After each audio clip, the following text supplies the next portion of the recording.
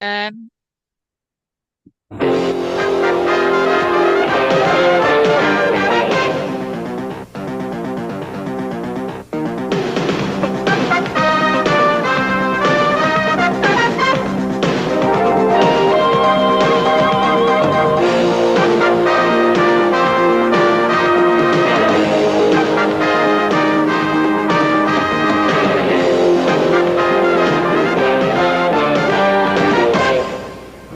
it's time again for Smoky Mountain Rewatch Along Project fans. This is podcasting the way it used to be and the way you like it. This show's production of the Something Else Podcasting Network, and it is episode number 116 of Smoky Mountain Wrestling from April 16th, 1994, taped April 4th, 1994, at the Anderson County High School in Clinton, Tennessee. My name is Arya, and joining me, as always, is the Scott Rasmussen to my Bill Rasmussen. It's Trey.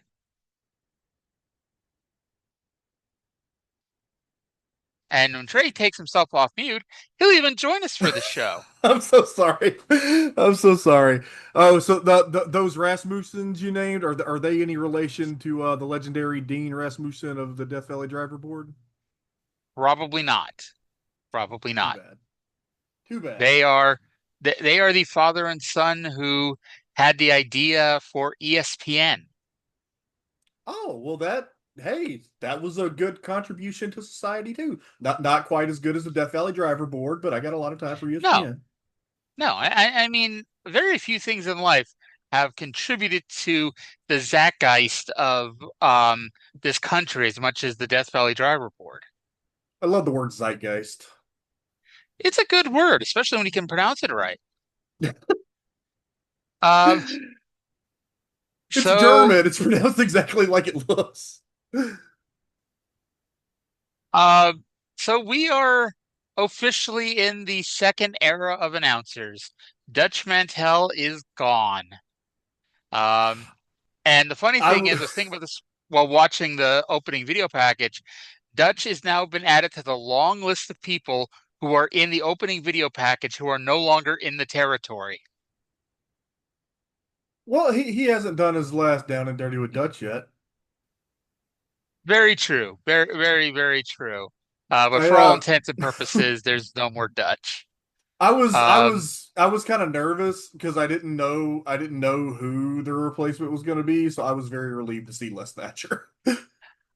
I actually forgot about that. You did not know who it was. So generally speaking, were you happy with Les?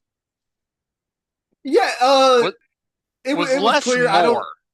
I don't think that they got Smoky Mountain TV in Cincinnati because No. Les didn't know which one was Chris Jericho and which one was Lance Storm, and I don't know if you guys know this, they don't look anything alike. And I'm not even 100% sure Bob really knew either. I think he took a lucky guess. No, I have not in a long time, but I used to listen to Wrestling Weekly every week. I like Les Thatcher a lot. He's a good doobie. He's always looked like he's 70 years old, though. Um, Yeah, yeah, and so Arya and I have talked about the legendary feud in East Tennessee between Ron White and Whitey Caldwell.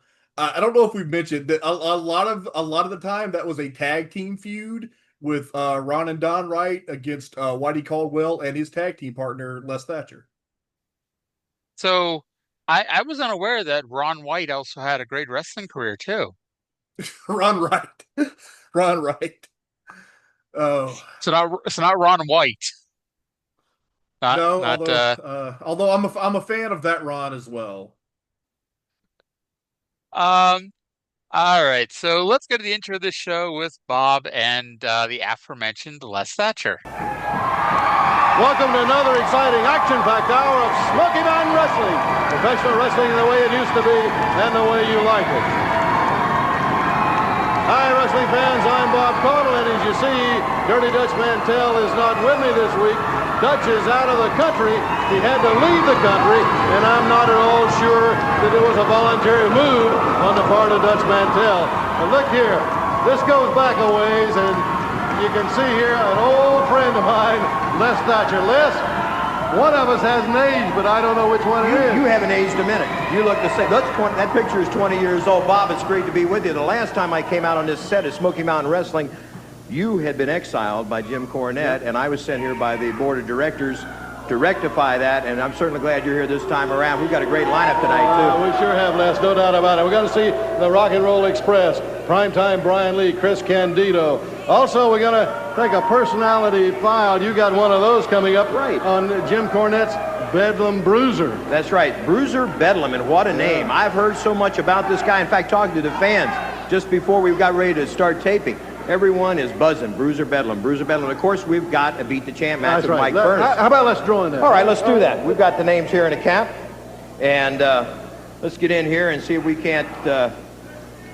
Got one right here, and whoever we got here is going to meet Mike Furnace tonight, and it is, speak of the devil, Bruiser Bedlam will square off with Mike Furnace in our Beat the Champ match. I tell you, fans, that's going to be something. Bruiser Bedlam, you don't want to miss him. All right, we're ready for action. Right now, let's go to the ring.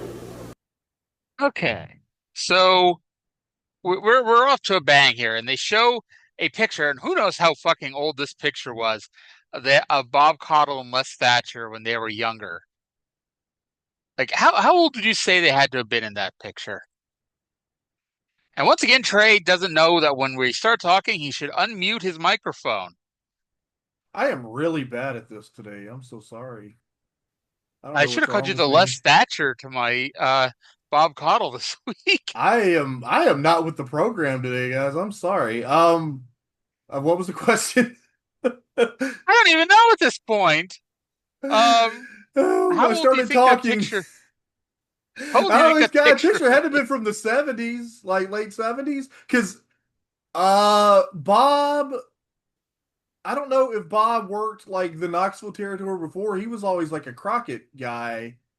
But Les, after in the late 70s, when after Ron Fuller bought the Knoxville territory, he was the TV announcer for that as well. So it had to have been late 70s or Bob was a very handsome young man. Oh, absolutely. Yes. So we're gonna get a personality profile this week on Bedlam Bruiser. And I'll read what I wrote. And Glub versus Bruiser Bedlam for the Beat the Champ. I swear to God, if Glub wins this week. I as soon as they said Bruiser Bedlam, I'm like, R.I.P. Glub. And we'll get to like the worst part of that match in a few minutes. But I was worried. I was worried that Glub was going to retain. But we go to our first match, and it is a ECW pre-union as the Thrill Seekers, Chris Jericho and Lance Storm, take on Chris Hamrick and the Hornets. Now, for those who signed out of ECW towards the end, Chris Hamrick had a decent run there as part of a group with Julio De Niro and Easy Money. What was their name? It was like a money something. Confederate Currency. No, his name was Confederate Currency. Which Hot Commodity. Hot Commodity, yes. So Hamrick isn't Confederate Currency yet, so I guess that means he's not completely worthless. I do have to laugh that at the end, the closing days of ECW, we had Kid Cash, Confederate Currency Chris Hamrick, Julio De Niro, and Easy Money. Yeah, and if you guys, Chris Hamrick had his greatest fame in ECW, but like, if you're a fan of like the Bryan Danielson, Samoa Joe, Chris Hero, Claudio Castagnoli, John Moxley's of the world, like when they were coming up in the Indies, Hamrick was the veteran presence in that locker room, like Hamrick and Tracy Smothers mainly. Yeah, and like honestly, when you think about it, a lot of times Hamrick, like he used to take this famous bump more often than you knew about it, where because he was a WWF jobber in the mid '90s, and he would go running across the ring and dive out the middle rope legs first. And by the way, this is not an offensive maneuver. his mullet was fantastic here. Oh yeah. And the Hornet did not get booked in ECW, unfortunately. No. Poor Brian Keys is out there somewhere refereeing the preliminary matches instead of being the new king of Extreme. If Now, only, if only. now we kind of referenced this earlier, but Les had to be told which thrill seeker was which, and Mm-hmm. I'm like, okay, like I get that TV days can be a little busy, but you're telling me he couldn't have walked around and said hi to everybody and like made notes and be like, okay, Lance is the one with short dark hair, Chris is the one with long blonde hair. And He like to might make it have. Mhm. Look, I've driven in that part of Tennessee. He may have had some travel difficulties and got to the building late. That's possible. I did have to laugh that not only did he not know which one it was, and I kind of mentioned this earlier, Bob wasn't sure which one it was. And it was Lance in the ring. Uh, yeah. Uh, Like I know you pointed out the thing that you noticed, but I don't really.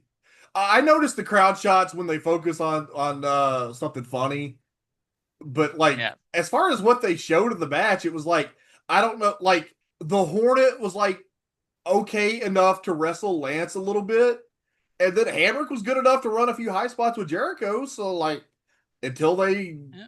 bungled another finish, I thought this worked really well.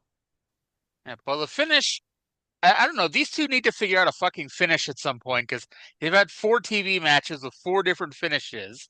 Um, this time, Lance gave Chris a front superplex off the middle rope onto, I believe it was Hamrick. And Yes. Lance ended up losing his balance and crotching himself on the top rope. Oh, Lance, baby. If you can make Lance look uncoordinated, what the fuck? Like, why? I don't. I get that the fucking top rope drop kick was one up in the Rock and Roll Express, so that wasn't good. But ah, they should have like they've done a few finishes now, and like a cup like this one, and there was another one that was really bad. But they like one or two of them weren't bad. Why didn't they stick with one of those? Because they look too convoluted. They can't come up with something that they feel like they have to do something really fancy looking because they're the thrill seekers, and it's just not working right now. Honestly, and I know this is still a little too early for this, but how about a double super kick? Yeah, that would have been better. L- I don't know why Who nobody was thought it? of that. I just saw, well, because Lance hadn't yet started doing the super kick. I just saw him, it was probably on the Chris Van Vliet interview, where he came up with the super kick. Somebody he was wrestling called it in a match, and he did it. And like that was Lance how he started doing the super kick. Lance did a very good super kick.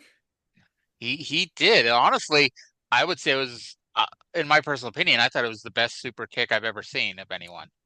You know, I think I have a hard time arguing with that. It was got Lance was just and we obviously we've been a part of the Empire for a long time, so we like Lance. But like even before that, like as a wrestler, he's just so goddamn smooth and professional and reliable. Now looking back, obviously they couldn't have done this because neither of them were doing these moves at the time. But how about a Lance super kick into a lion salt? Hmm. I wonder if Jericho was doing the Lion Saw yet. I don't think so. I think actually was he in Mexico yet? I Yeah. He's working in may Japan and Mexico. He got the fucking lion salt from Ultimo Dragon, right? think Or so. I am I guess that thinking would of have been something Japan. else? Well, No, not Ultimo that's the name Dragon. of the It's show we both. do on Tuesdays.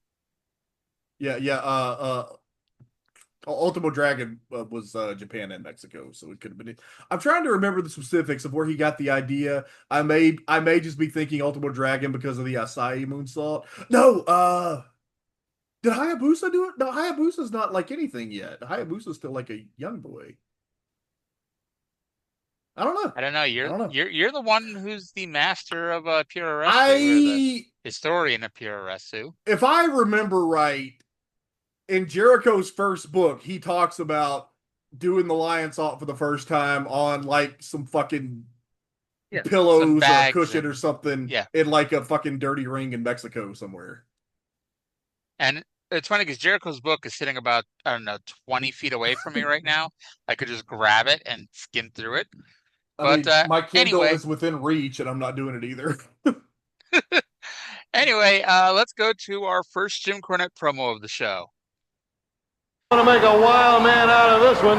Just holler those words at him, rock and roll. They upset him every single time. But I tell you, I got to ask you about Bruiser Bedlam. You know, it's hard to upset me today, Bob Caudle, because you see, there has a light has come shining down from the heavens on me because, yes, the heavenly bodies are out of Smoky Mountain Wrestling. But if I've got anything to say about it, I usually got something to say about everything. It's not going to be forever. But today, the debut of Bruiser Bedlam right here on television, and lo and behold, when you know who won the pony, his name is drawn. Well, let me explain something to you. He is going to cause exactly what the name implies.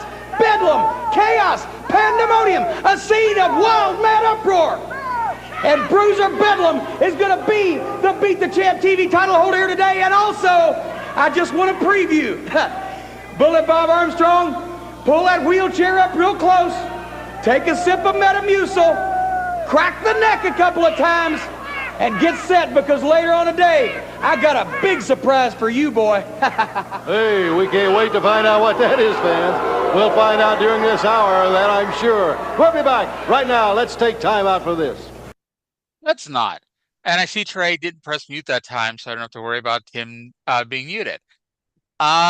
So I love the "Wouldn't you know who won the pony" story. That's always like one of my favorite stories when I see Cornette say that. Yeah, yeah. Um, but if you've never seen that or you ever heard Cornette tell that story, look it up. I'm sure if you just typed in "Wouldn't you know who won the pony" into YouTube, you'll find it.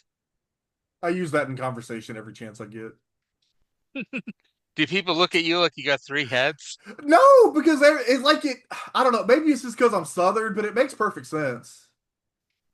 Yeah, yep. It's funny. So today's, I'm sorry, go ahead. I'm sorry. It's funny because I've seen on like Facebook and stuff or whatever, people will post things like made up Southern phrases, and then like me and all the other actual Southerners are like, these are made up, but I instinctively understand them.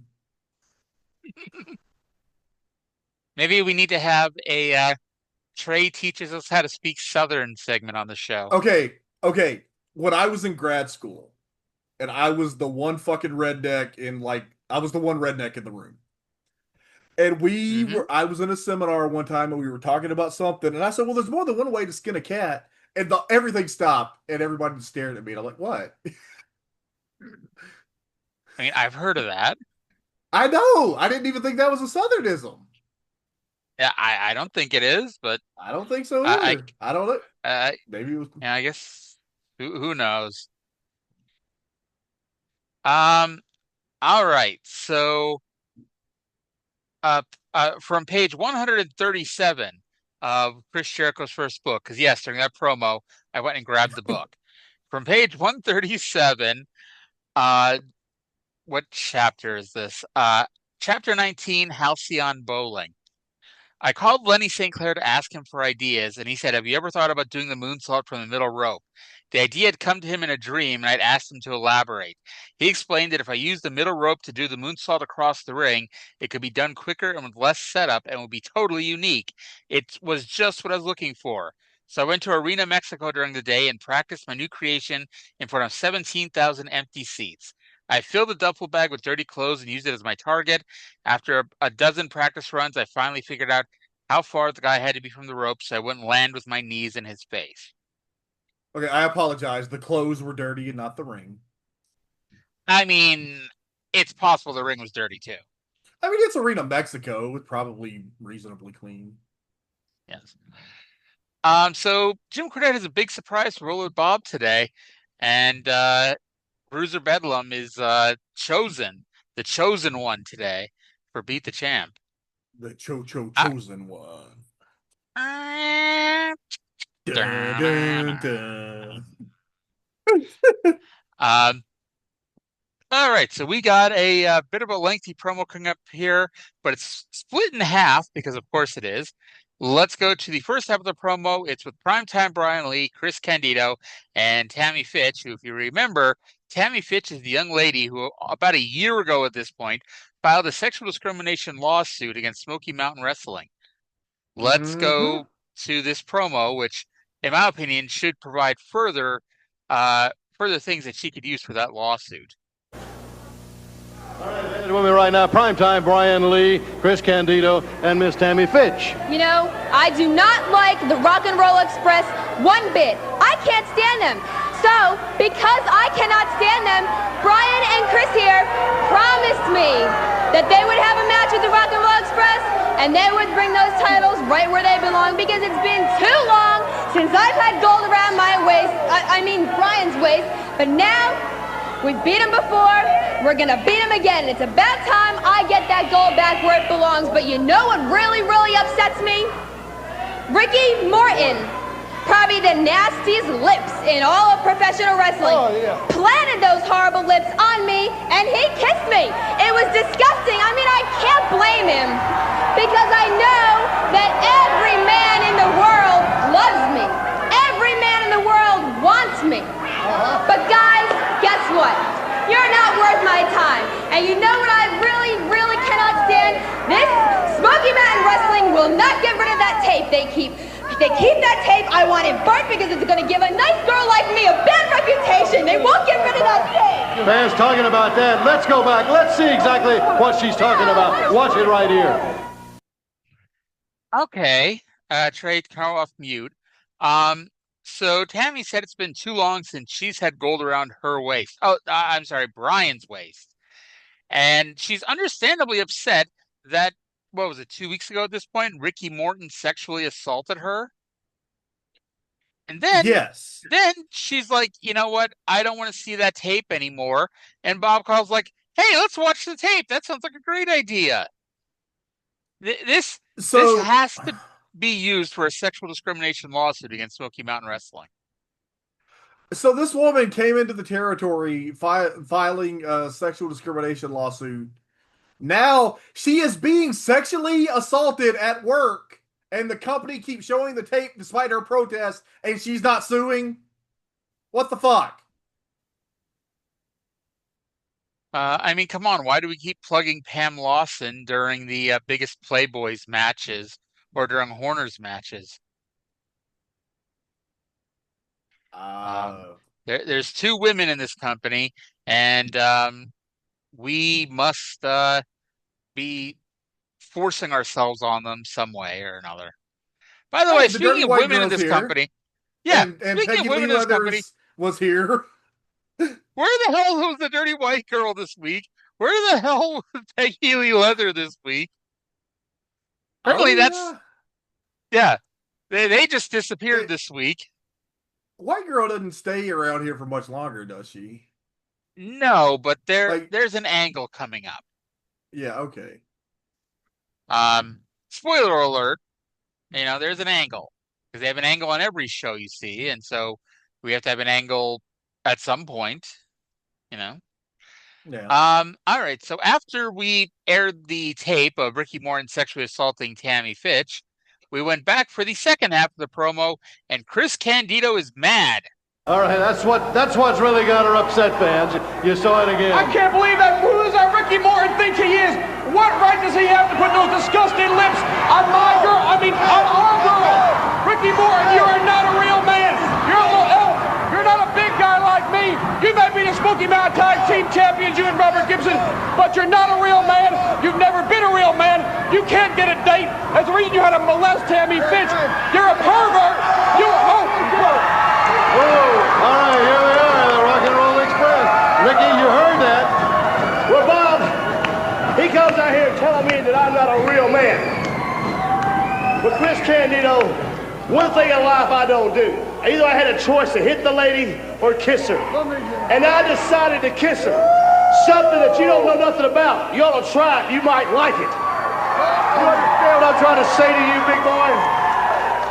But Now, you just said I'm not a real man, but the only thing I can say, if you step in that ring right now, I'll prove to you that I'm a real man. Oh, are you saying you want a match? Hey, I'm saying we can do anything you want to. Now, I will challenge you to a match right there in that ring. And I'll prove to you, brother, that I am a real man. All right, fine. You want a match? You want to fight? You think you're a real man? You want to fight? Okay, you got yourself a fight. Okay? Ryan, I want you to take him out. Brian's going to kill what? Why are you telling me? You're the one standing up here. Oh, Brian, please for me. Will you please go do it just for me, please? Okay, Ted, Please, Brian. I'll do it for you, but I'm not doing it for him. No. You were out here running your mouth. Bob, if Brian hadn't jumped in and taken the match, I would have done it myself, but Brian's going to kick Ricky Morton's butt. All right, we'll have that match during this hour, and we'll be back right after this. All right, can I just say that I love this Chris Candido Brian Lee partnership? It's like Chris Candido is the small asshole who's constantly getting into fights, but like he won't even pretend to fight himself. He's like, "Yeah, we'll fight you, Brian. Here, we'll kick your ass later on the show." What the fuck are you getting me into all these fights for? Yes, the act is great. Candido was great. Horsehead is great. Ricky, you did not have to choose between hitting her and forcibly kissing her, you fucking creep. Yes.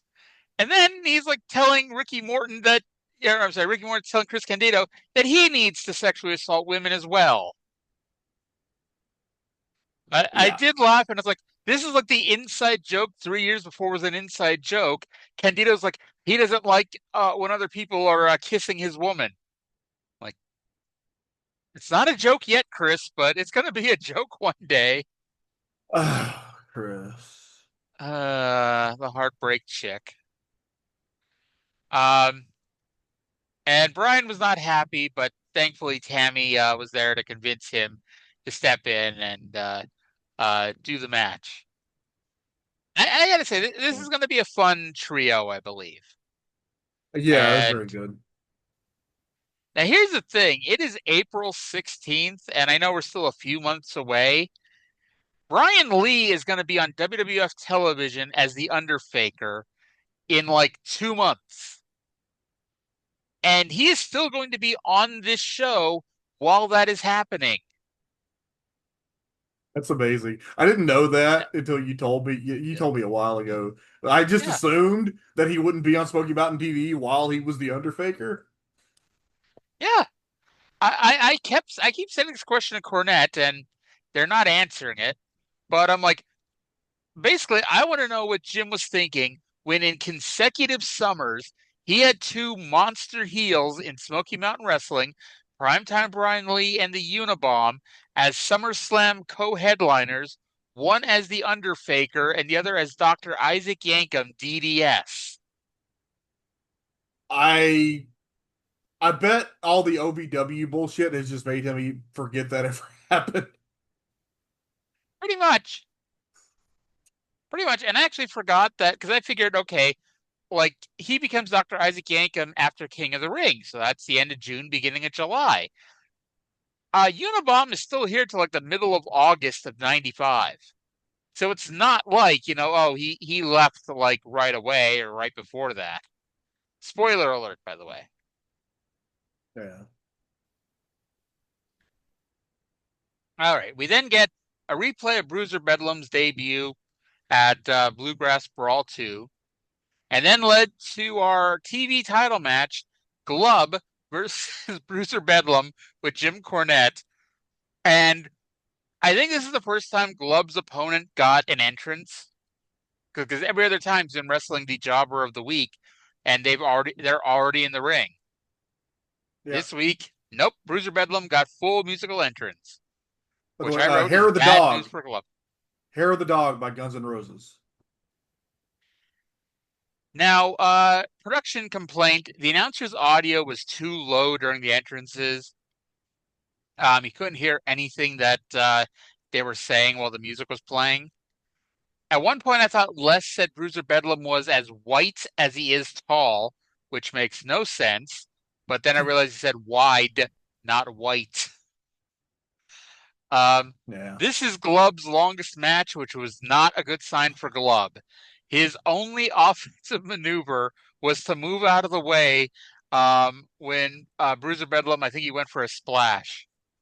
And then he went down to the stomach claw. So yes, indeed, ladies and gentlemen, we have a new Beat the Champ TV champion. However, after the match, he kept it on glove. And especially once Bobby Blaze came down and Tracy Smothers came down, and especially when Bullet Bob came down and the bell's ringing incessantly, I'm like, oh my God, they're going to reverse the decision and give it to glove. But no, that's not what happened, thankfully. Okay, look, I get the iron claw to the head. I don't get the stomach claw. I do not believe Danny Hodge himself could make someone pass out from squeezing their stomach a little. What if you gave it to Brock Lesnar? Well, yeah, or Kenny Omega, or Tiger Mask, or Harley Race. Did Harley Race have diverticulitis? I don't know if he had diverticulitis, but didn't he have like a big chunk of his intestine taken out? And that's when like he had to leave the WWF for a bit, and that's when they put the crown on Haku. Oh, maybe so. But yeah, other than that, I remember Brett telling a story about how Honky Tonk Man made a joke that Harley has no guts, and someone went over and smacked the shit out of him. That's hilarious. Other than like the stomach claw being stupid, the way that they set this up was very good. I mean, Glove looked like an idiot, but that was, he avoided the headbutt, which was good, and then he tried to hit the shoulder block, and Bedlam just sidestepped him, so he crashed stomach first into the turnbuckle, which I guess set up the stomach claw, but...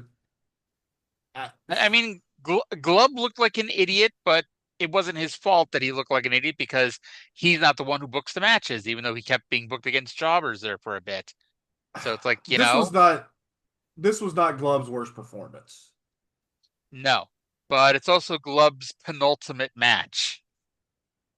Oh, wow. But his loser must retire match though isn't for like 7 weeks, so you'll have time to forget that Glove is a thing. Yeah, and he has some house show matches too. Yeah. I do like that. I posted on Twitter about Glove, and you said only the listener knows who Glove is. And then I said the only way to find out who Glove is to listen to the show. And then at no point have we said what Glove's real name is. Have we not said it at all? That's funny. No, we haven't. It's Mike Furness. In case somehow you're the first time you ever listened to the show, Glove is Mike Furness.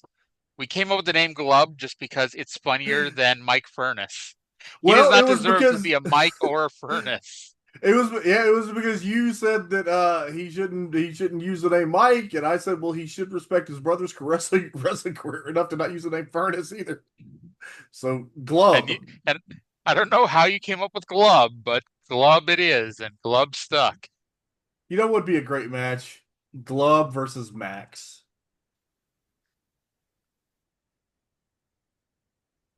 Why do you want to see Glove versus Max? Oh, because that sounds hilarious. If we're just into watching Glove get squashed, put him in with Brock, but put him in with Goldberg, put him in. Hell, if you just want to see him get stretched, put him in with Mr. Regal, put him in with Fit Finlay. Let's torture Glove.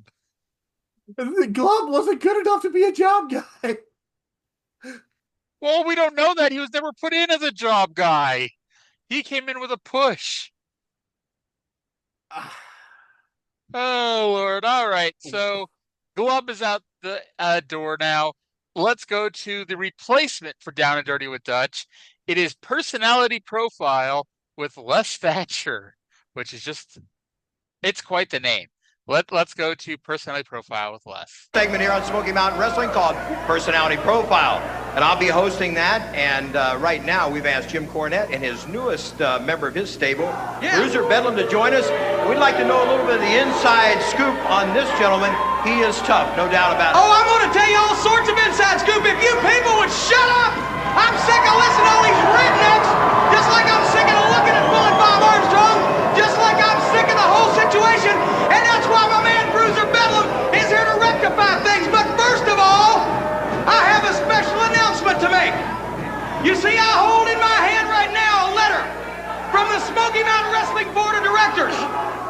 And I want to read it to you. You may not be able to follow it, but don't worry, I'll translate the English into redneck right afterwards.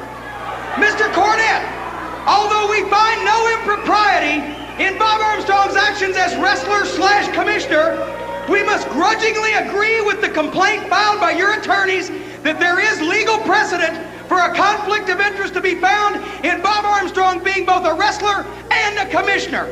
Therefore, effective April 19th, when Bob Armstrong finishes his current wrestling commitments, he will be banned from active wrestling as long as he remains commissioner. So this means that as of the 19th, Bob Armstrong could no longer put on the wrestling tights as long as he claims the title of Commissioner of Smoky Mountain Wrestling. Is that correct? You must not be from here because you understood that. Oh, yeah. That's exactly what it means. I'm finally rid of Bob Armstrong again, not as commissioner, but at least he won't be able to step in the ring. Now, if he wants to resign as commissioner, then he can get back in the ring all he wants.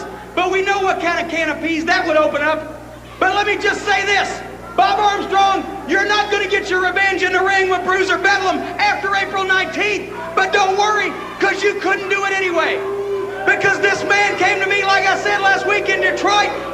He was tired of taking the raps for the bosses. He was tired of doing the time for the other people. He likes to beat people up. He likes to get paid for it, but he wanted to do it legally. As a matter of fact, if Jimmy Hoffa had paid him the money he owes him, he'd still be alive today instead of the 50-yard line at Giant Stadium. But from the docks of Detroit all the way to Smoky Mountain Wrestling, I've got my greatest find.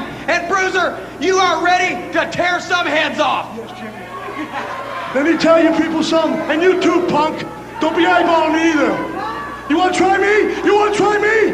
That's right, you don't want to try nothing, man. I will beat any man! Any man! Line him up, Jimmy, dozens at a time! I'll fight anybody! I get paid to beat you, and Jimmy pays me well. I beat you! You're all a bunch of scabs, so Jimmy, line him up, because I'm having fun beating him, Jimmy. Give him that thing back and let's get out of here. I've just got one more. Hey, you want to try? Huh? You want to try? Is there anything in that? I just got one more thing to say. I don't want to try it. I'm like Jim Smart Man. No, I don't want to try it. I just got one more thing to say. To anybody that steps in this man's path, now that he's the Beat the Champ TV title holder, welcome to my nightmare, brother, because that's exactly what he is, Bruiser Bedlam. Bruiser Bedlam and Jim Cornett, our personality profile for today. Thanks. You know the only thing missing from that Trey? Trey learning what the mute button is. Be unmuting, is that what was missing? Yeah, that's what was missing. But I'm Les Thatcher and you're not. I'll be honest, I thought because of the angle of the camera, because at that point they went to a one shot of just the Bruiser Bedlam, I thought he was threatening fans. And I'm like, okay, this is kind of wacky, but instead he's threatening Les. And, you know, I got to say, Les was backing down, but backing down kind of half-assedly. I'm like, yeah, I don't want to see Les versus Bruiser Bedlam. Unless Bruiser Bedlam's just going to kill him to death, but, you know, still. By the way, but the name personality profile with Les Thatcher, that's straight off of Knoxville TV in the 70s. I just watched an episode of Southeastern from 78 where he did one with Jimmy Golden and Bob Roop. I think I talked about it on the show. I don't recall. Anywho, so the big news is that effective April 19th, Bullet Bob is no longer allowed to wrestle as long as he's the commissioner. So we'll see how long that decree lasts. But no, you don't seem too confident that that's going to be a decree that lasts long. Okay, I've seen Night of Legends before. Doesn't he wrestle on Night of Legends in 4 months? I believe so, yes. He may not be commissioner. Well, I guess we'll see come August. And plus, again, the SMW board is 3 people, and he's one of them.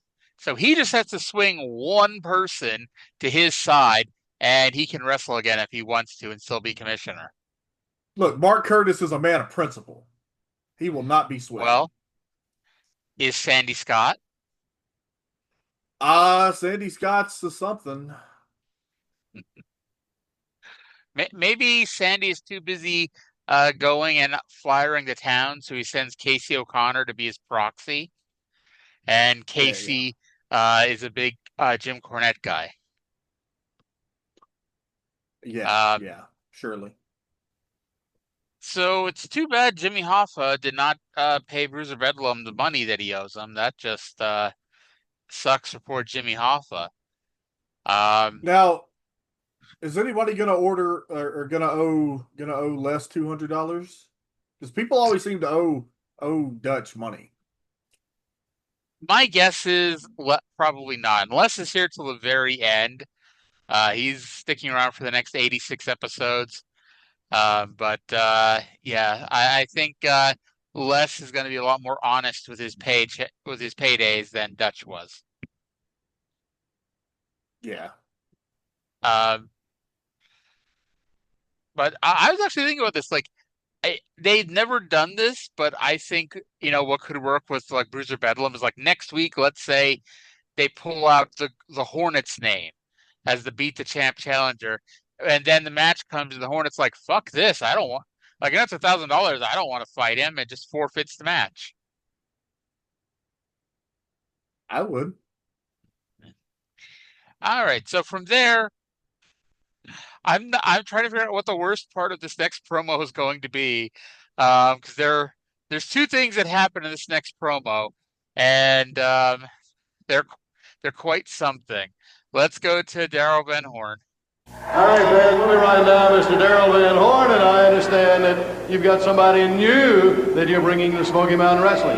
That's right, Bob Caudle. I've been telling people that I was going to be building an army here in the Smoky Mountain area, that I was bringing in a legion of lost souls. I've been on a worldwide talent search, and I now have a new member to the Van Horn family, a man from the land of the rising sun, a man who is feared by the Japanese mafia themselves, the Yakuza. He is Kendo, the samurai, one of the most vicious men you people will ever see, and a truly amazing technical talent. Just shortly, you people are going to get a chance to see him in the weeks to come and see the trail of havoc that he's going to wreak in the Smoky Mountain area. But I also want to talk about the Dirty White Boy. What happened, Bob Caudle? The Dirty White Boy saw fit to interrupt an interview with Prince Karras and myself. He came out, it's bad enough that he made a commitment of blasphemy, or committed an act of blasphemy rather. He made light of the ancient Egyptian invocations. He knocked my fez off, but worst of all, he touched Prince Karras. Prince Karras laid him out 1, 2, 3 times with that big arm of his. His eyes were filled with the sand of the Nile. Dirty White Boy, I've told the world that there was a title shot coming up in April, and the world is going to see the gold put around Prince Karras' waist. I told you you were making a big mistake getting involved in our business. Everybody knows, Dirty White Boy, that you're a low-life scumbag, the kind of man who is usually found prowling around glory holes in public men's room. Smoky Mountain Wrestling, get ready to see a new champion, the mighty Prince Karras. All right, fans, and he talked about Prince Karras and the Dirty White Boy. Let's go back and take a look at just what happened when... Okay. Trey, you know who Kendo the Samurai is, right? He said Kendo, and I got a little excited because I thought he was gonna say Kendo Nagasaki, and then he said Nope. Kendo the Samurai, and my heart just sank down to my liver. You had to cover your ears because thunder rolls and the lightning strikes. Do you think he ever wore the outfit with Pam? Oh, I'm sure he did. Like I'm sure that if Mrs. Tim Horner wasn't at the shows yelling at Jim, Kendo was slipping the samurai into a Pam. Yeah. I'd ask, how can we be sure that Mrs. Tim Horner is the wife of Tim Horner's baby? The wife of Tim Horner's baby. If Mrs. Tim Horner. Oh boy. That I think we're all allowed one faux pas an episode. can we be sure that Mrs. Tim Horner is the mom of Tim Horner's baby? Well, she was the mom of that fucking baby that she was holding and screaming at Cornette. Yes. Oh boy. And speaking of oh boy, and I guess they don't officially say it till the end of the episode, next week, Dirty White Boy versus Prince Karras for the Smoky Mountain title. I'm sad.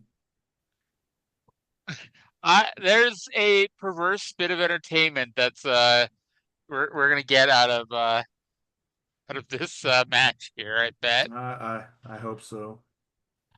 And then they showed the White Boy Prince Karras fight from last week, which started when Prince Karras lurched towards White Boy.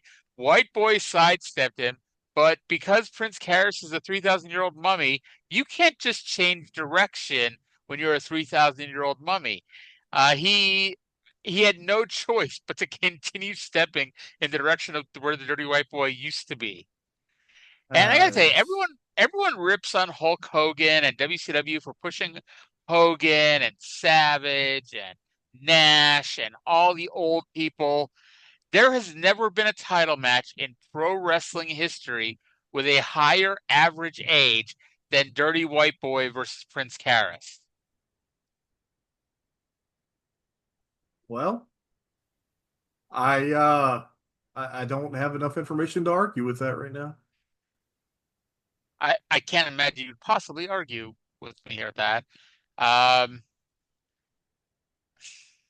Well, all right. So Dirty White Boy would have just turned 34 years old, meaning that this title match next week, the participants have an average age of 1,517 years old. Okay, I'm not okay with the fact that even the 30-year-olds are younger than I am now. But oh my God, according to the always reliable Wikipedia, do you know what Tony Anthony's shoot first name is? I've read it and I can't think of it right now. Daryl. He looks like a Daryl. I guess that makes more sense than his name being Anthony. Do you think that he had a brother named Larry and another brother named Daryl? Oh Lordy. I do like the Wikipedia list one of his ring names as Mighty Yankee. Yes. Hey, former Beat the Champ TV champion. But then he disappeared after winning the belt. Yeah. All right. So let's now, speaking of Dirty White Boy, speaking of good old Daryl, let's go to Bob Caudle, who's with Daryl and the championship belt. Here he is, and we just got to look at what happened when you and Prince Karras met there. Dirty White Boy. That's it. You know, I heard Daryl Van Horn out here slapping his gums together. His problem is he's a little man in a big man's world. He couldn't become a professional wrestler, so he wanted to become a jaw jacker. Well, it's real easy to go out and get somebody that's 6'9", weighs over 300 pounds to do your fighting for you. Well, that's fine and dandy. If you want to do that, he's coming around. I'm putting an army together. I'm putting an army together. Well, who cares? You're looking at the man in Smoky Mountain Wrestling, the heavyweight champion. All you got to do, sign the dotted line, bring all your army one at a time, and I'll drop them. And then once I get through with all your little army, then I'm liable just to slap you in the middle of next week. I just slap my taste part in his mouth because a little punk like that, he's kind of like a thorn that gets underneath your fingernails that I can't stand. So boys, you throw sand in my eyes. I don't know what he's got in the arm. He knocked my brains out. That's fine and dandy. Beat on this big old ugly head all day long. Because brother, when you're a great wrestler, they don't call you a great wrestler. They call you the Dirty White Boy. So Prince Sherman, you get ready and beat me if you can. All right, fans, that's it right there from the Dirty White Boy. Wait a second. We got to complain. Wait a minute. Well done. We don't have time. You're not that schedule. We'll be back right after this, man. Okay. So I think one thing we can be assured of here, Dirty White Boy was watching his Chael Sonnen promos. Yeah, he did that right after he listened to our podcast. He just turned the dial on the temporal ham radio the other way. Yep. Chael once in one of his post-fight promos said that when you're a great fighter, they don't call you great; they call you Chael Sonnen. Beat me if you can. Which is obviously Survive if I let you. I think that was Superstar Billy Graham who came up with that originally. That sounds like a Superstar Billy Graham line. Yep. Speaking of Taz, thinking of Taz, I remembered when watching a Steve Corino shoot interview where I guess on the Indies he was doing an anti-ECW gimmick and would run down ECW. So when he got booked by ECW, he thought they were going to double cross him, and while he was standing in the ring, suddenly Taz's music would hit, and he'd walk out and murder Corino, which is not what happened. I don't. Yes. So then, as the promo ended, in runs Timothy Well and Stephen Dunn, who are the team of Well Done, and Mr. Well popped me by wearing an Ico Pro shirt. Yeah. Yes. Yes.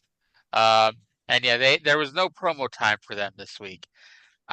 This was a heavy promo show, and there were not a lot of matches. I mean, we'll kind of get because there's only 3 matches, and one of them was Glubbed, which went like 30 seconds, and the other was the Thrill Seeker match. So like this was not a wrestling heavy show. I didn't even realize till later that we never saw Well Done again. Yes, because I legitimately thought, okay, Well Done is here yelling, and they're not allowed to have promo time, but they'll still be there when we come back from commercial or something. Well, instead, we went to the heel locker room where Les Thatcher, instead of learning the names of the Thrill Seekers, is eavesdropping on a pre-match conversation between Chris Candido, Primetime Brian Lee, and Tammy Fitch. Locker room along with his entourage. He's preparing for today's TV main event. You better win that match. I told you what would happen if you don't win that match. I told you once. I don't want to repeat myself anymore. Do you understand me? Well, certainly Chris talked you into this very easily, didn't he, Brian? Well, hold on a second. Let's don't try to stir anything up. Everybody heard Brian with his own voice take that match. I would have taken it myself, but the real man, Brian, is he volunteered his own voice, and everybody heard it. Ain't that right, Brian? That's right. You know, Ricky Morton, you're nothing to me but a little keyboard elf. I'm 6'8", 280 pounds, and I'm going to send you back to the cookie factory, and I got bigger fish to fry, so get out of my way, little man. Well, there you have it. Let's go to the ring. I like that Chris Candido and Tammy are so easily manipulating Primetime Brian Lee. It's like Brian did not want to wrestle Ricky Morton, but it's like all it took was like Tammy to flirt with him a little bit, and now Candido's like, oh, a real man, Primetime Brian Lee. I can't wrestle him, but a real man like Brian Lee, he can wrestle Ricky Morton. And it felt like they're building to an eventual spot where Primetime Brian Lee turns babyface because, what the fuck, these 2 little pricks are manipulating the shit out of me. But spoiler alert, I'm pretty sure that does not happen. Yeah, all Tammy had to do was bat her eyelashes at him. Yep. So then we get our main event, and they started with a lot of time left. Like there was a good, 13, 14 minutes of TV time when this match got started here. It's Primetime Brian Lee with Tammy Fitch versus Ricky Morton. And Candido joins the commentary desk and puts over how Primetime Brian Lee has abs and traps and taking credit for it because he didn't have them before Chris Candido began working out with them. And I had to laugh because we've been trying to find a spot to plug Pam Lawson in these days, and we put her in the Ricky Morton match because Ricky will fuck anything. He was fucking Pam, according to the Chiron in this match. Who knows? Maybe Primetime Brian Lee was fucking Pam. Maybe both. There you go. We cannot. Oh, I'm sorry. I was going to say something that was going to piss you off. So it's possible that Brian Lee, being the ladies' man, would be fucking Pam Lawson as well. Hey, look, Pam, if you're listening, and why wouldn't you be? No hate, girl. Get that dick. Yeah. Tell us who was bigger, who was better. Yeah, yeah. Can we get Pam on the podcast? That'd be amazing.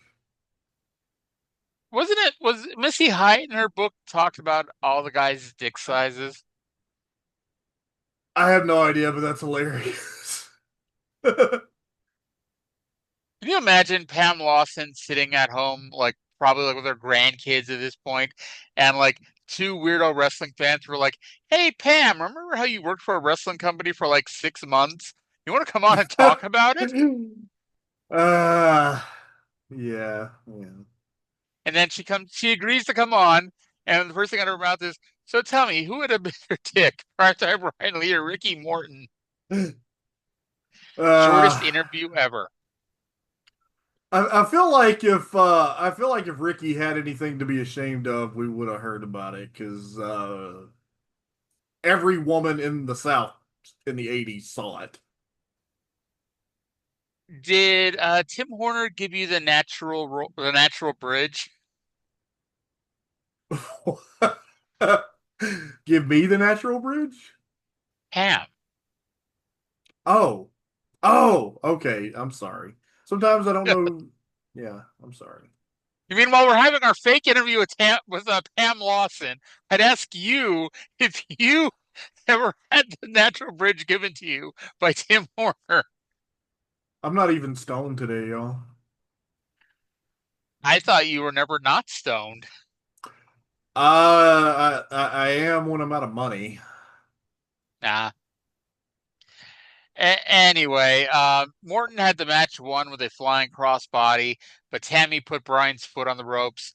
Morton then threatened to sexually assault Tammy again, but it led to shenanigans. And then, after a long shot of the crowd, Robert Gibson was magically in the ring, intercepting Tammy's purse and KOing Primetime Brian Lee with it, just as referee Mark Curtis turned around.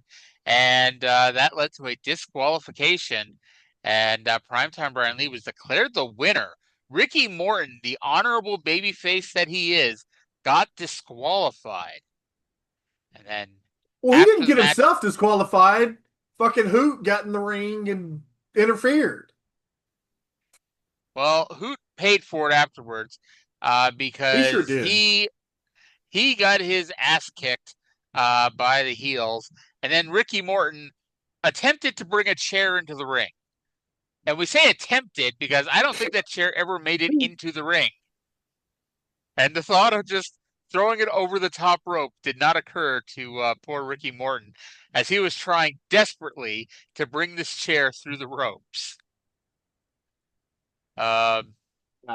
And anyway, just the threat of bringing a chair into the ring caused the heels to flee. Discretion is the better part of valor.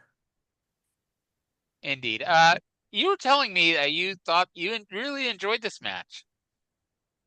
Oh yeah, I mean the finish was wonky, but I mean fucking Brian Lee is like very good as a big fucking horsehead heel.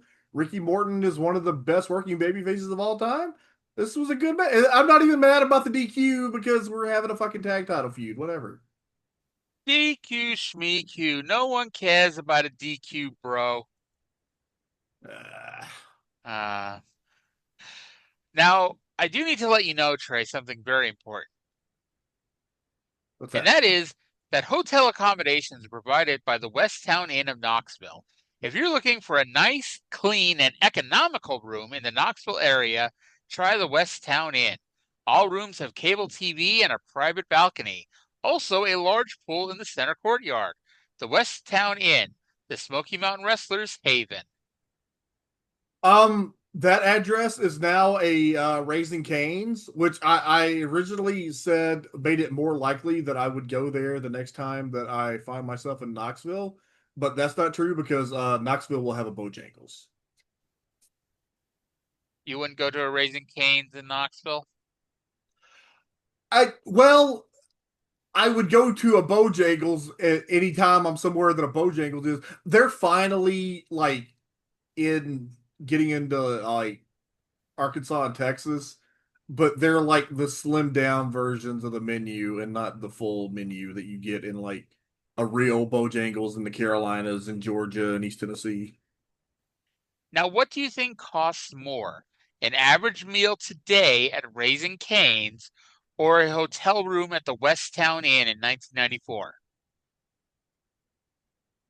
You know, I bet it was pretty close because it right now, if it, I haven't done it in a while, but a Caniac combo like with a large drink and with tax and everything is right at $20, maybe like $18.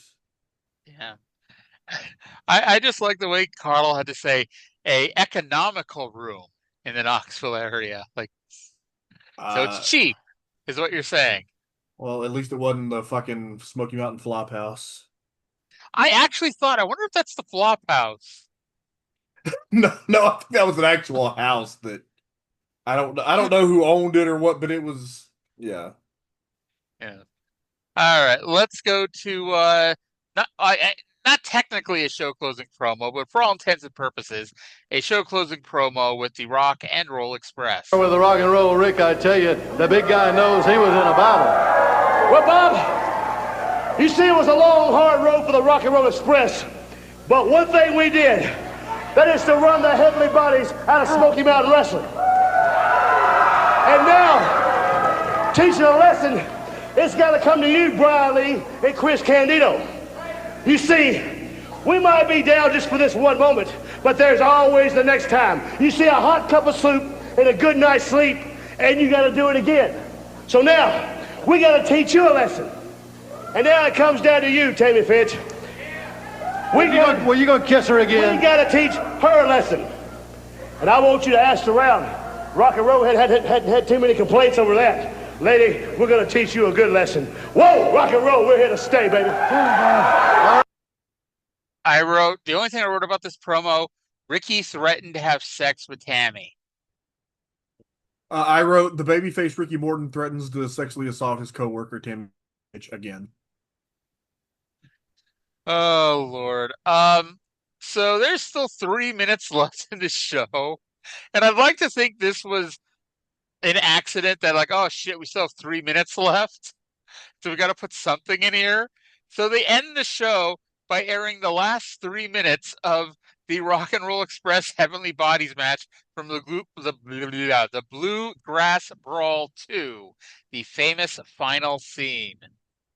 Yeah, and that was after we got an unnecessary replay of the Bruiser Bedlam Bob Armstrong thing that they played last week. I'm guessing that this set of tapings is one of the ones where they didn't tape enough shit. It's possible. Like, and because like I do my best to not actually see anything I'm like as I'm skimming through it on ProWrestlingHistory.com, because mostly more just I want to see how many episodes are being taped. And like, unless my eyesight was deceiving me, in like 3 weeks, there's only like 2 matches on the show. And like, Smoky Mountain is not exactly the home of the 30-minute TV match. Yeah, I look at it just to see like which dates are taped at which taping. And it's weird because this taping is April 16th, April 23rd, April 30th, and May 7th. And then there is one random match that airs on May 21st. I didn't really look close enough to see that. So that should make for an interesting thing. And I wonder. Well, I guess we'll just wait and see what happens for May 14th on. Because right now they're not building to a big show, which is kind of weird because they seem to always be building to a big show. This is like, it feels like the first time where it was like, okay, we had a big show and like we are like not immediately ignoring its existence and start plugging the next one. It's, hey, we're not just going to show you what happened at the show. Next week, we're going to show it to you again. And I kind of say this when people complaining like, oh, your least favorite episodes of The Office and shows like that are like the recap episodes, or like where they air highlights of like the first couple episodes or whatever. And it's like Yeah. in 2025, those types of episodes are, repetitive and redundant because you can stream fucking everything now, so you don't need to be reminded about how great this show was 50 episodes ago. But Mm-hmm. in this day and age, it's like, yeah, if you weren't there and you didn't tape last week's show, well, you didn't see it.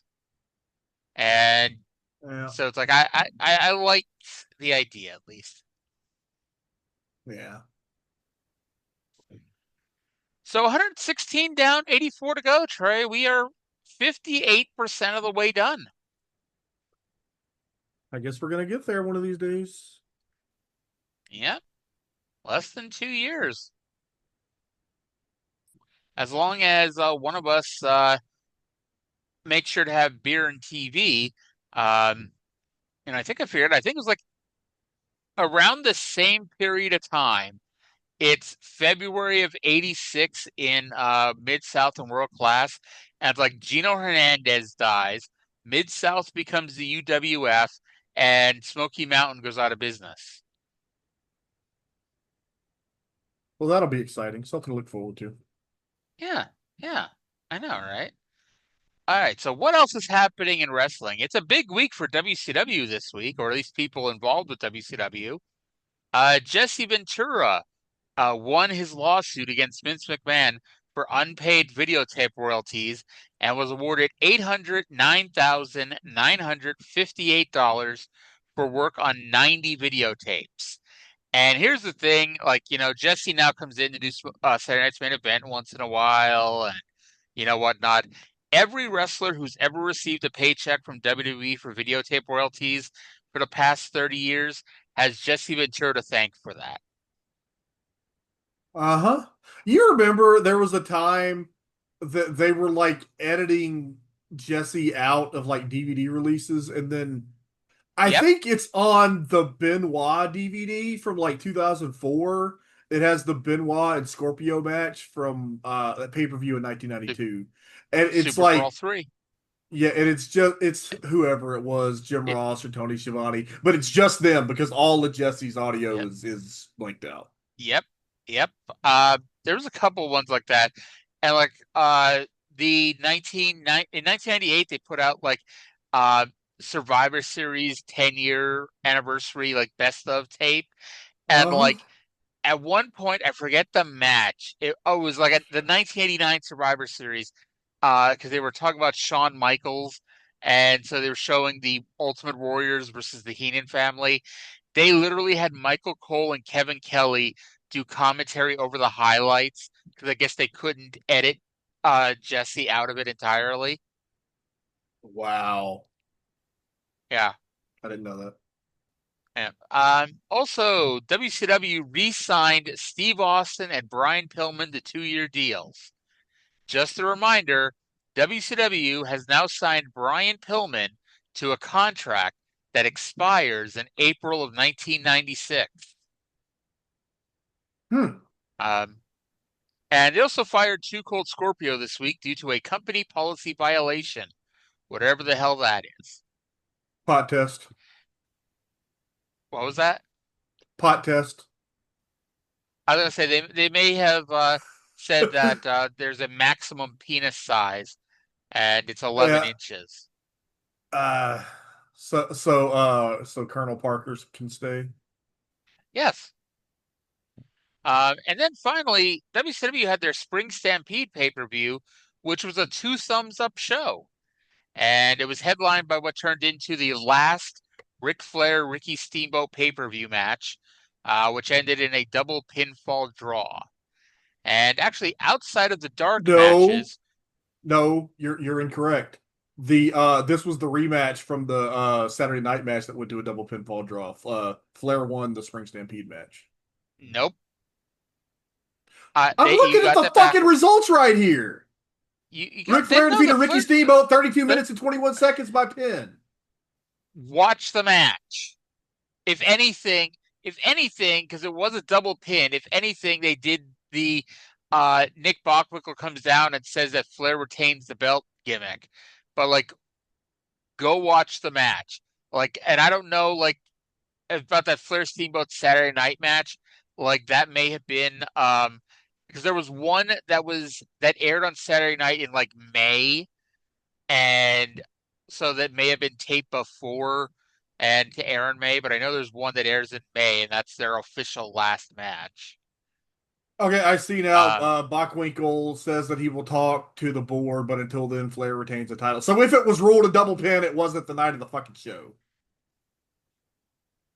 so, anywho, outside of two dark matches, one of which was Danny Bonaducci defeating Christopher Knight. Yes, that Danny Bonaducci and that Christopher Knight, and a tag team dark match where Kevin and Dave Sullivan defeated the team of Paul Diamond and Pat Tanaka, formerly known as the Bad Company, former AWA Tag Team Champions. Outside of those two dark matches, the pay-per-view was one very good to great match after another. Apparently, there was a Dustin Rhodes Jimmy Golden match that really popped. There is an excellent match between Vader and the Boss on that show. I think the worst match, at least according to Dave, was Sting versus Rick Rude for the International World title, and what ends up being Rick Rude's last pay-per-view match. Dave was really weird about a lot of Sting matches in this era, and If it helps, this Rick Rude sucked at this point. He was living off his name. Like after he came back from that back injury or the neck injury in late '92, early '93. I don't know. I have that match at 3.25 stars, so I don't know. You did. Dave had it at 2. Well, yeah, I don't give a fuck what Dave had. Well, I'm not reading the Trey Wisecarver, Wrestling Observer newsletter from 1994. Sounds like it's your problem. Oh, I'm sorry. Where can I see such things? You get the temporal ham radio, and I'll fucking show you. All right, sounds good, especially since you didn't start watching wrestling until 1999. I would have loved to know what your thoughts were in 1994 about Rick Rude versus Sting. The inner machinations of my mind are an enigma. All right. So we're only an hour and 17 minutes into the show, and we're done talking about whatever we need to talk about. It's not the same when we start talking about the show instead of talking about nonsense for half an hour. I know, like, what the fuck, people? Like, you guys have ruined us by saying we talk too much about show stuff. Filthy Tom Lawler recovering following successful hip surgery. I think that's big that F4M was able to get that scoop. Yeah. Sure yeah. Glad to hear that Tom's surgery went well. Yes. So, what are your thoughts on Naomi being pregnant? Congratulations. Those are my thoughts. I know you'll find this hard to believe, but the same dipshits who whined about Becky Lynch getting pregnant when champion are now whining about Naomi getting pregnant as champion. Shit happens. Apparently Rikishi said something on his podcast about how did. he can't believe Naomi went and got pregnant. Like, motherfucker, it's your kid. It's your kid that knocked her up. It like, I don't know. You remember Cornette going off about the fucking thing, and it's like she's not going to make all this, but like they're all under fucking guaranteed contracts. Naomi's going to get paid exactly what the fuck she was going to get paid. Pretty much. Yeah. Honestly, that whole thing is fucking ridiculous. Yeah. And did you see? I guess I should ask you, Trey, how good are your art skills? Non-existent. Okay, so you're telling me that neither you nor I will be chosen by Cornette and Brian Last to be their new artists. Oh, what happened to Travis Heckle? Apparently, Travis has been hiding his true political beliefs for many, many years. And he decided that this past weekend was the right time to go off. And he went off and he started talking about how it is confirmed that Joe Biden is a pedophile. And that was just the start of it. And then he went off on all this shit. And basically, Cornette and Brian Last forgot to wish him well in his future endeavors. I didn't know any of this. Wow. Yeah, I didn't know it until there's like a 40-minute video on YouTube of JC and TGBL talking about how they had to stop working with Travis Heckle. And it's like it totally makes sense because even if um you know even if his it didn't really matter what his political beliefs were, because the thing is it's like he represents the Jim Cornette empire, the Jim Cornette Corporation. And it's like he can't have somebody openly spouting such extreme political beliefs, keeping in mind it's Jim Cornette who spouts extreme beliefs on a regular basis. But again, it's his company, it's his corporation, for lack of a better word. If anyone can talk shit like that on for them, it's him. But it's like if you look up Travis Heckle, it comes up saying Travis Heckle, Jim Cornette, Travis Heckle this, Travis Heckle that. It's like he's so linked with Cornette that it's like they couldn't basically let him keep going if he's going to go off like this on Twitter. Look, listener, if you are brain dead trader trash, keep it to your fucking self. Just don't tell anybody. And it's a 37-minute video, and it's kind of funny because like I listened to like the first 12 minutes, and while I was in between, while I was on break at work the other day, actually it was yesterday, and I saw somebody post on Twitter saying, "Oh, you have to listen to the end until the end," and I'm like, I'm at 12 minutes, and Cornette's threatening to choke him. What is possibly, what am I possibly going to gain by listening to the end? Well, I made it to the end, and I can't say it was a bad idea to listen to the whole damn thing, but by 12 minutes, you got the point of it. And this was an audio or video Yeah, rant that yeah. Travis Heckle went on. I found his No, Twitter. it was just I believe it was just tweeting out this shit. And I believe he actually deleted the Joe Biden's a pedophile tweet, but apparently there was other shit that he didn't. What were you listening But to apparently, for 12 minutes? what was that? What were you listening to for 12 minutes? Cornette and Brian Last. Oh, they talked about this. Yeah, yeah. Okay, I know what I'm doing as soon as this is over. It's a 37-minute video. It's just a black screen with the Cornette face in the lower right-hand corner. I got laundry to Um, fold. yep. Let me see here because Travis Heckle is on Twitter. At Um, Heckle at Travis. Yes, it apparently used to be Disney Dad something. Um, No, there's a different, or maybe it's the same. There were two Travis it's Heckles. Those were the top two. it it's the same guy. Oh, I didn't know that. Well, how Yeah, about that? yeah. The other one, the Disney Dad one's from like 2019. Well, all right. Um, Well, Travis Heckle, thank you. Fuck you. Bye. Apparently Travis tweets a lot because like I'm like scrolling. I'm only at 8 hours ago, so it's like Yeah, that yeah. was my experience as well. I forget who it was, but there was somebody that posted something that was like, "Oh, you need to check out what somebody said on Twitter," and I'm like, "Okay, let me find it and scroll." And 3 hours later, I was still waiting uh to find what the hell what they said about it. It was taking fucking forever. Um, Hmm. yeah, I'm just not even gonna bother.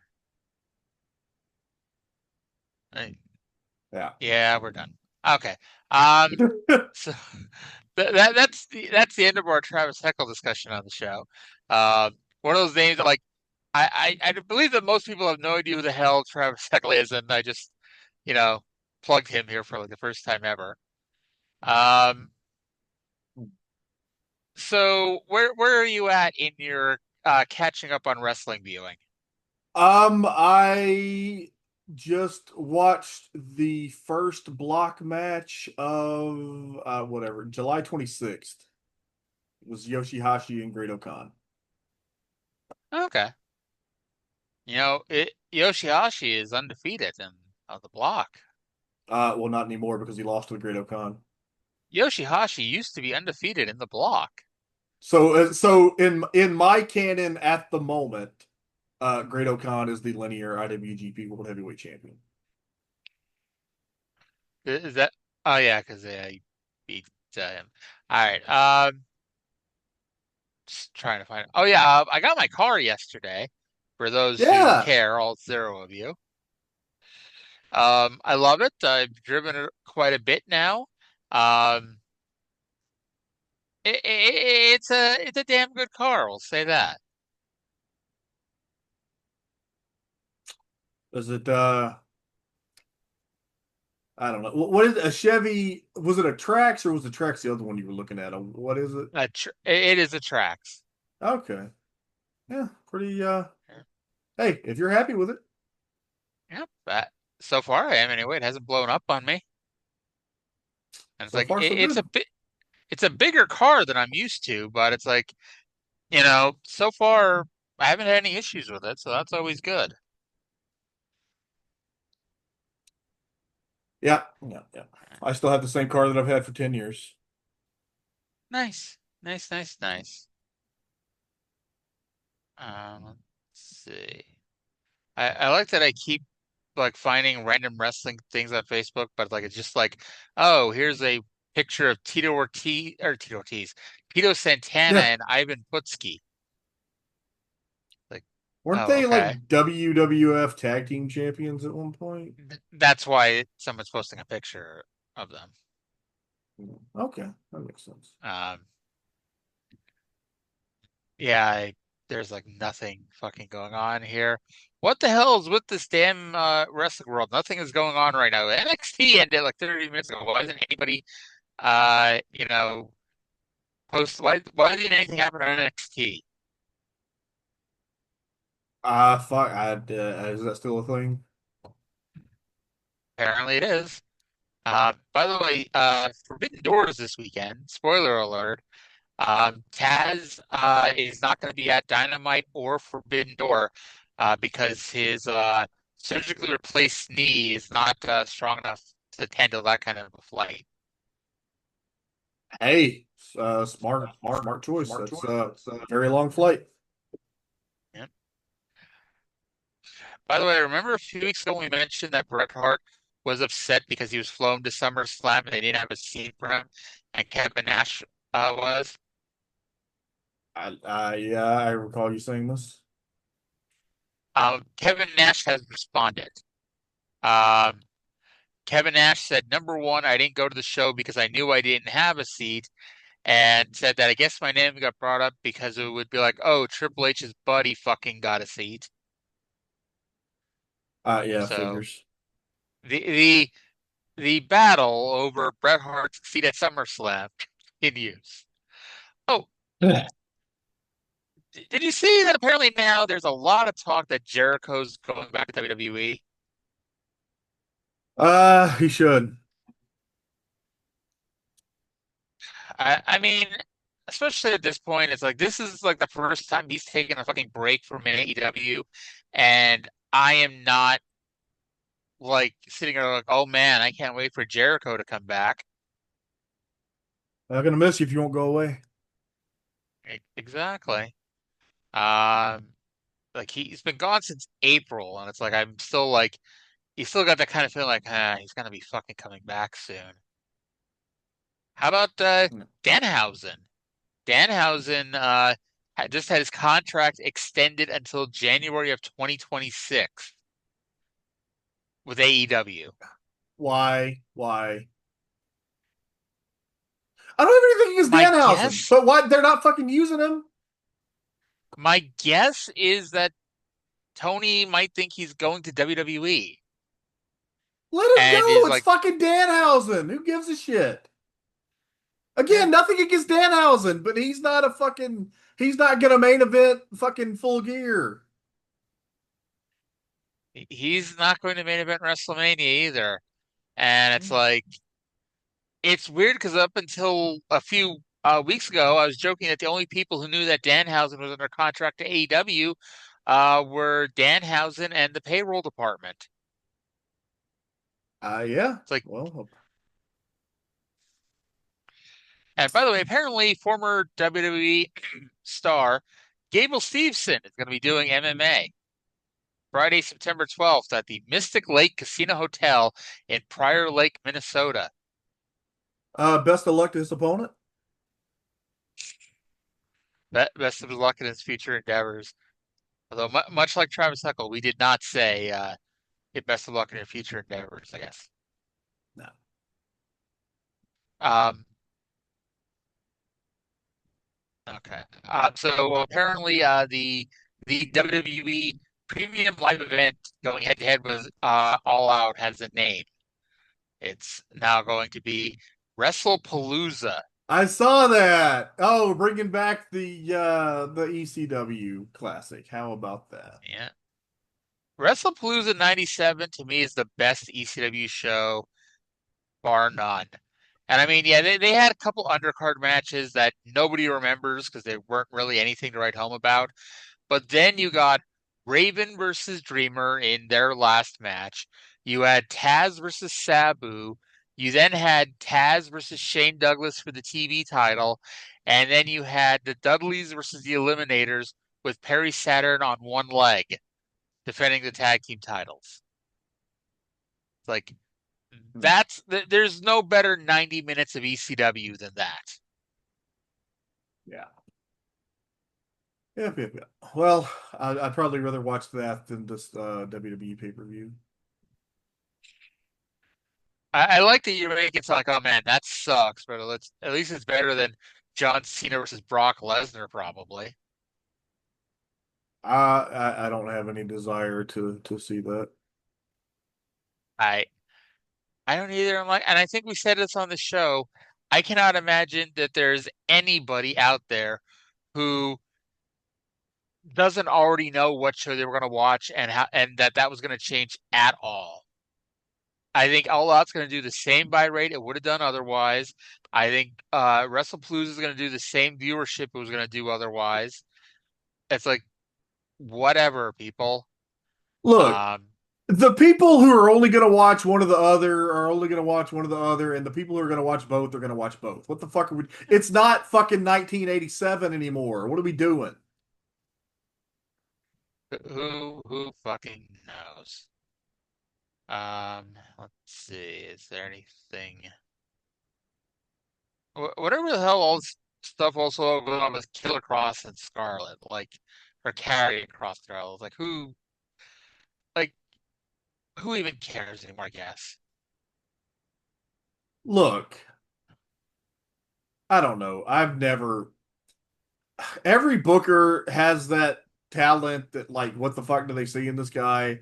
And I never could figure out what Hunter saw in this guy, and then I guess he finally stopped seeing it. He's big. He's the shit. He had a boring match with Minoru Suzuki. I didn't say he was great. I said he was big. That's what everyone sees in him. He's big and he's got a decent look. It's funny because, like, what he tries to be, if he was good at it, I would be a big fan. He's not fucking good at it. And the funny thing is, it's like every time he leaves a company, there's always all this bullshit drama. Because he was in TNA for a while, and it was basically the same damn thing where it's like, you know, all the fucking drama in the world when he finally left there. Well, hopefully he doesn't have Tony's number and Tony doesn't answer it if he does. By the way, I know we're a few weeks behind on this news, but Jake Hager has announced that he's pretty much retired. Now, in order for him to be pretty much retired, doesn't that mean like people wanted to book him?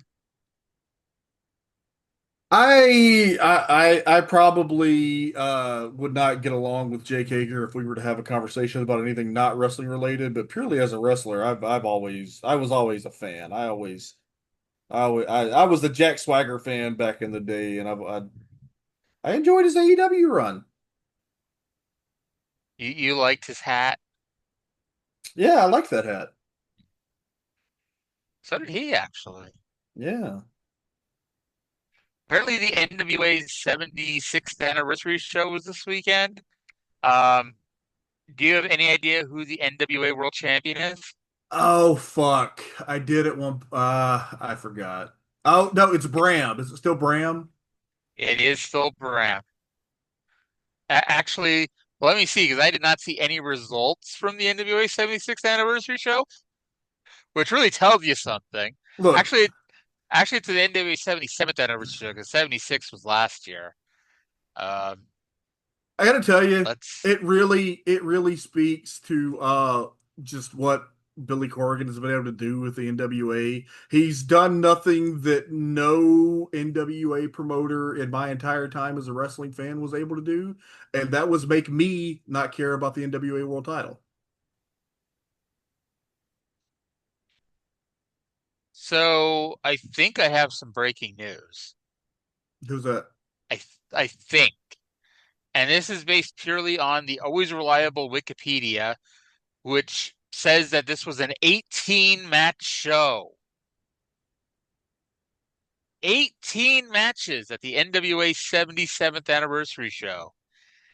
In the main event, NWA World Heavyweight Champion Tom Latimer lost to somebody named Thrillbilly Silas Mason. That can't be. I'm looking at that too. That can't be real. That's not a real part. That's not a. That can't be because he's fucking defended the world title in the on the more shows this year. That's Wikipedia being fucking stupid. I'm sorry, he defended the title on what? The Demore shows, the Maple Leaf Pro. He's defended it like a couple of times on there this year. But So but he did not lose the this title. It says that Silas Mason won the title August 31st, 2024. He did not. Tom Latimer has defended the world title in 2025. Where are you seeing that? I'm showing this on the 77th anniversary show that was August 16th, 2025. I am looking at the page for the NWA World Heavyweight Championship, and it says the current champion is Thrillbilly Silas Mason, date one, August 31st, 2024. Well, I'm looking at the Wikipedia page for the NWA 77th Well, anniversary fucking look show. at the right page, Arya. It's not my fault. I would like to think the right page would be the one about the show that I was looking up to see what happened on it. I don't give a fuck about the Fine. show. Oh, he's Uh, not the end of August 16th, Silas Mason. Okay. So they huh, changed the name and did not huh, change the date. Fucking Wikipedia editors, idiots. huh. So yes, That's why we don't Thrillbilly fucking Silas trust Smith, Wikipedia. the always reliable Wikipedia. Um, for, what the hell are you looking at? I pulled like a list of NWA World Heavyweight Champions. 103, Thrillbilly Silas Mason, date August 16, 2025. I'm gonna send you a Whatever. screenshot. Um, anyway, if you look up Thrillbilly Silas Mason, the first result on Google is the NWA roster page for Thrillbilly Silas Mason. If you click on that, you get 404. This page isn't available. The NWA World Champions. Oh, Lord. Also known as Cassius Coons. You're making that up. I, I'm looking at his cage match. Okay. All right. So, yeah, on there. If you look on the list of NWA World Heavyweight Champions, it's there and correct.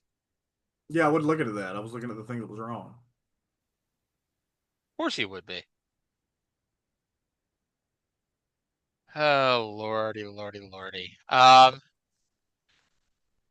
from the Harley Races to the Jack Briscoes to the Tokyo Monster Kahagases is Thrillbilly Silas Mason, an NWA original according to SlamWrestling.net, which Take me is back to the shockingly still a days. thing. Take me back to the days of Colorado Kid, Mike Rapata. With that curly afro, or not even afro, but it's like curly perm. There are Yeah. men and there are wrestlers, and then there is Thrillbilly Silas. Yeah. Far be it for SlamWrestling.net to argue with a man at 6'6" and, as he puts it, damn near 300 pound. That's pound, no S on it. How about that? Yes. I would like to think that Tom Latimer is like, you know what? I require too much money to work for the NWA on Roku. Yeah.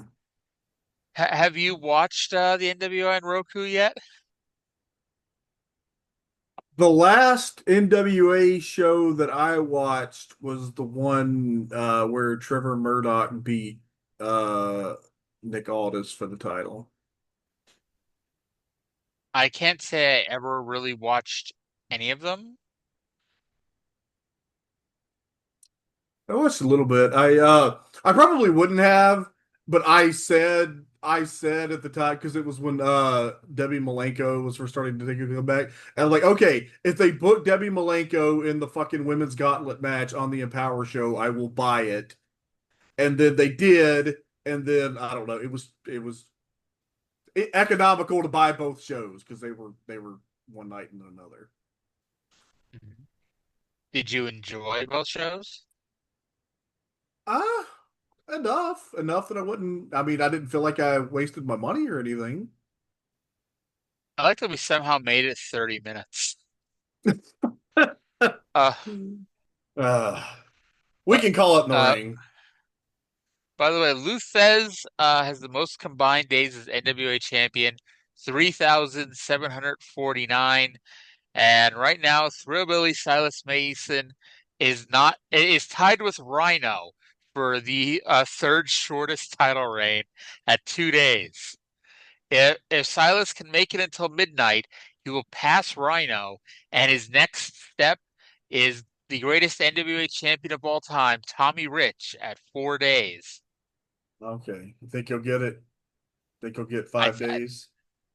I maybe Gary Steele at 7, and then Kerry at 18, and then Giant Baba three. Remember when Mick Foley was the WWE champion 3 times, and how that Yeah, like a total of like 30 days? yeah, yes. Giant Baba, Baba he, three reigns as champion, 19 days. I think he did it twice with Jack Briscoe and once with Harley Race, or the other way around. But yeah, a couple of times he would, and it was Baba, and he had the prestige, and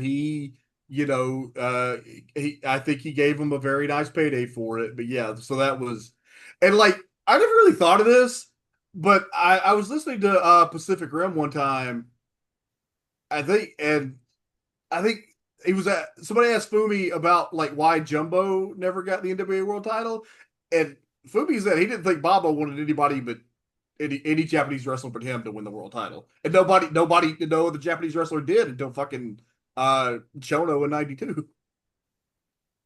And then Muda, Yeah, which technically counts. yeah. Um, so apparently, and I was unaware of this, Ray Gonzalez has retroactively been given an NWA title reign. Apparently, he defeated Jeff Jarrett in a Puerto Rican house show that never got recognized at the time. And then Jarrett won the belt back from him, and they just ignored the Ray Gonzalez title switch. But in 2015, Ray was given official recognition as NWA World Champion for less than 1 day.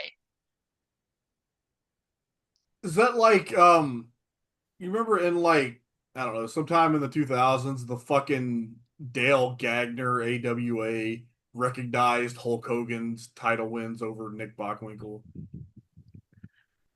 remarkably similar, I'd imagine. Yeah. I know you'll be shocked to hear this, but like most of the shortest NWA title reigns of all time were during the TNA era. Yeah. By the way, Colorado Kid Mike Rapada, 2 reigns, 179 days. I forgot Blue Oh. Demon Jr. held the belt for 505 days. Oh yeah, he did. That was weird. So, and I'm afraid to ask this, you might also be looking at it. Who held the title the longest was only one and only one title reign? Like, like I said, Luthez at 3 for a total of 37-49, and probably I think he had one for 8 years. But I'm just saying, out of people who only had one title reign, who held it the longest for NWA Dory champions? Dory Funk Jr. 1,563 days. Was that right? Yep. Yeah. And, He won and it in Gene '69 from Gene Kiniski and lost it to Jack Briscoe in '73. Jesus Christ, can you imagine being a wrestling back then? Because Gene Kiniski held it for 1,131 days. So he went from a 3-year title reign to a nearly 5-year title reign. I, Yeah. I have a Yeah. hard time, like when people are like, "Oh man, wrestling was more exciting back then." It's like, especially if you lived in like East Bumfuck, Illinois, like you have like no one really thought that the World Championship was changing in your hometown, you know. Well, yeah, but they had their fucking local stars and local championships. That would this Yeah, but ignoring other championship, like this denigrating other championships, was like some later day bullshit. I mean, I'm I'm not sure there even, was. but I'm not saying that. I'm saying like, it's like, oh, the world champion always drew. I'm like, at some point, even the dumbest fan knew Jerry Lawler wasn't winning the NWA title in Evansville, Indiana. Okay, I thought the argument was that wrestling. You were saying that wrestling couldn't have been exciting because there weren't frequent world title changes. No, no, no. I'm saying at some point, though, even the dumbest fan figured out the title fucking isn't changing hands here. When every time the champion comes in, it's, a 60-minute draw or it's some sort of schmoz DQ finish. It's I like, think you, I think you underestimate, or I think you overestimate the dumbest wrestling fans. I guess that's possible. Um, I love that Wikipedia is like fucking up their own things. I'm trying to like sort it uh by like number of days as champion. It's like even that's all fucked up. Like it goes from 1 to 2 to 119 to 288 to 2 to 4 to 1. It's like so that endeavor was useless. Um but okay, so we're now approaching the 2-hour mark, so I think we can call it a day, I think. Why do we do this? Why do we do this podcast? Because it's fun. Okay. You don't think it's fun? Why did we have to talk about nothing for 30 minutes? We didn't have to, but I mean, you were an eager participant in the nothing talking. I'm an eager participant in lots of things that I don't understand why I did. All right, well, go smoke some pot because you're getting a little sad over here. I don't have any pot. That's the fucking problem. Well, to be fair, you didn't say that. You just said you weren't high. I didn't think it I was. said I didn't think it was. I didn't realize it was when due you to a followed lack of. up, you followed up, and I said it was because of lack of money. Did you not put that together? I didn't hear you say that. Oh, you don't listen.